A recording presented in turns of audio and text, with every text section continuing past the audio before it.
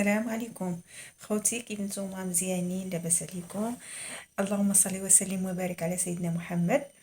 كيف ما كتشوفوا معايا اليوم ان شاء الله غنعمل هذا الفلون، هذا الفلون ديال الشينوا العادي. انا عاملو بالتفاح والفواكه الجافه، عندي الزبيب وعندي التمر. هادو كنعملهم باش كنعمل تحليه طبيعيه بلا سكر، يعني باش كيكون نسبي، يعني صحي. عندي هاد التفاح، غادي نحتاج جوج تفاحات غنعملهم دابا مع الفلون. عندي هدرو د الحليب، وهاد المكونات هادو شويه التمر وشويه د الزبيب، على حسب انا، على حسب باش يجيني الحلاوه معتدله ماشي بزاف. هاد التفاحات هادو الحمرين ان شاء الله نزوق بهم ديك الساعه في الاخر، نشارك معكم كل شيء على بركه الله. غادي نحتاج خلاط، غادي نقطعه.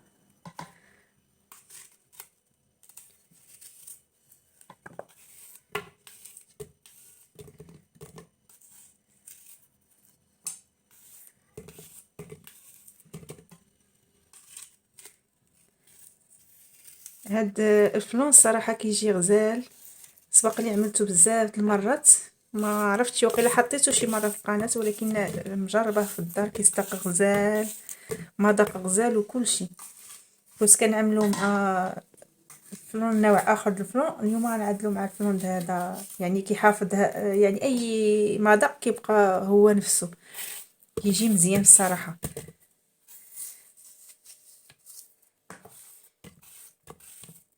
سمحوا لي لا غبرت عليكم، انا دخلوا عليا بزاف المتتبعين ديالي، كلشي كيقول لي غبرتي غبرتي، حط غير شي حاجه. سمحوا لي، في هذا رمضان مع انا وليداتي باقيين صغار، يعني الوقت ما كيكفانيش باش نصور، واخا كنوجد ما كنكونش يعني مستعده للتصوير.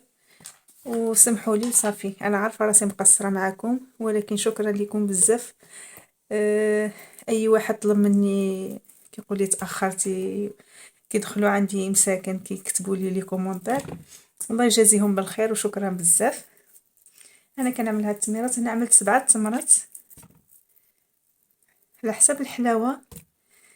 انا كيعجبني هاد المقدار هذا، كيجي معتدل في الحلاوه، ما كيجيش حلو بزاف، كيجي ديك الحلاوه غزاله معوطه. اللي ما كيعجبوش الحلاوه بحالي، واللي كيبغي الحلاوه يزيد شي معلقه ولا السكر.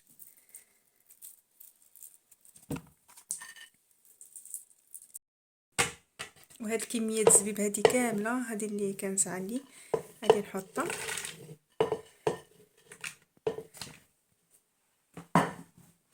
غنضيف الفلون ديالي،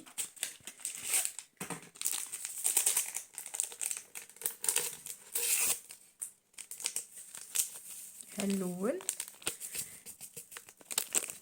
كاين اللي كيخدم هذا الفلون هذا، كاين اللي ما كيعمل كاين اللي ما كيعملش الفلون، عوض الفلون كيعمل النشا المايزينا.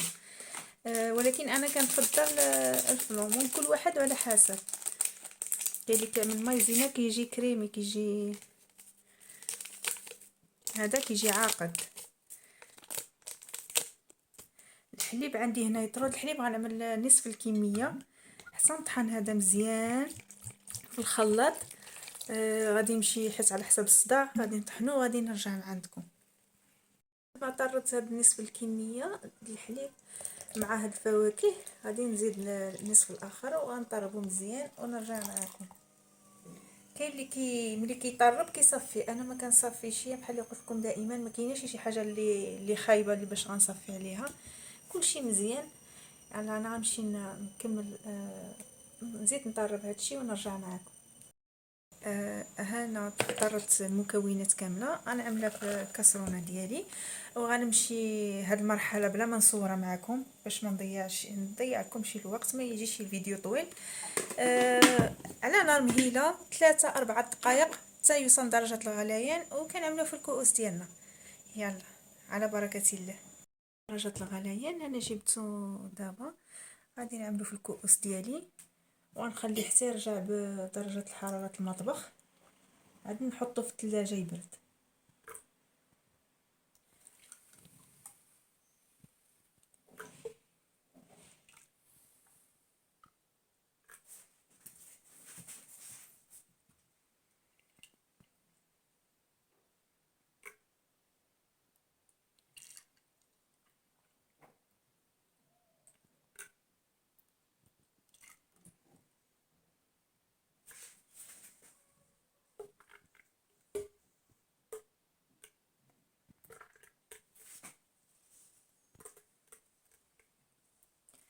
صافي انا نحطو يبرد شويه يولي بحراره المطبخ ونحشيه في الثلاجه ان شاء الله حتى وقت التزيين وغنشاركو معكم. خوتي ها هو الفلان ديالي دابا عقد لي. انا غادي نزوقو بهاد التفاح اللي وريتكم. انا استهلكت غير وحده، انا عمل غير وحده جاتني كبيره يعني غير وحده. غادي نعملها هكذا على الوجه.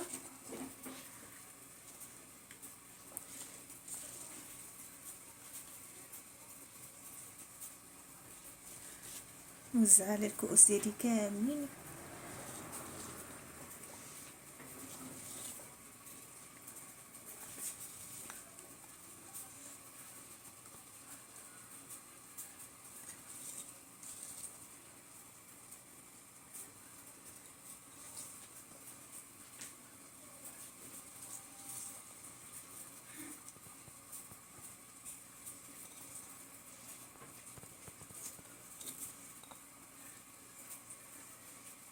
ها هكذا. كيف ما كتشوفوا معايا هنايا عندي هنا دلة شين برتقال معصر.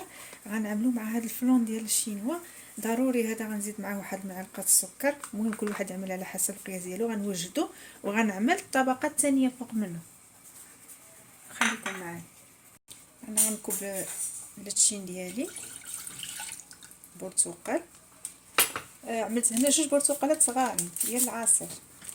كل واحد يعمل على حسب قياسو، حيت انا بقى لي هنا يعني غير بريسه صغيره باش نزيد غير نزوق وصافي. غادي نزيد واحد معلقه السكر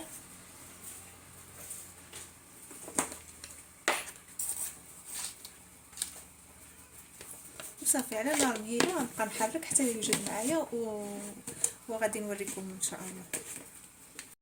الفلون ديالي باللتشين بالبرتقال وداك الفلون ومعلقه السكر ووجد لي دغيا، يعني بقى لي حتى 2 دقائق ما كاملاشي. غادي نوزع على الكؤوس.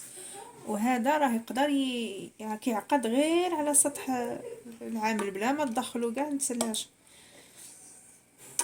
دابا غير يبرد ها هو عاقد. الا تعطلتي غير شويه ما حطيتيه شي بالزربه راه كيجمد دغيا. كنتمنى تجربوها. انا ما بغيتش نعمل ديك الطريقه، انا نعسل التفاح وهذه. قلت من احسن هكذا نخليه خضر. انا كيعجبني الحاجه تكون شي طايبه بزاف. واللي بغى يعمل تفاح معسل في فوق يزين به كيجي حتى هو مزيان الصراحه. الله كيجي غزال.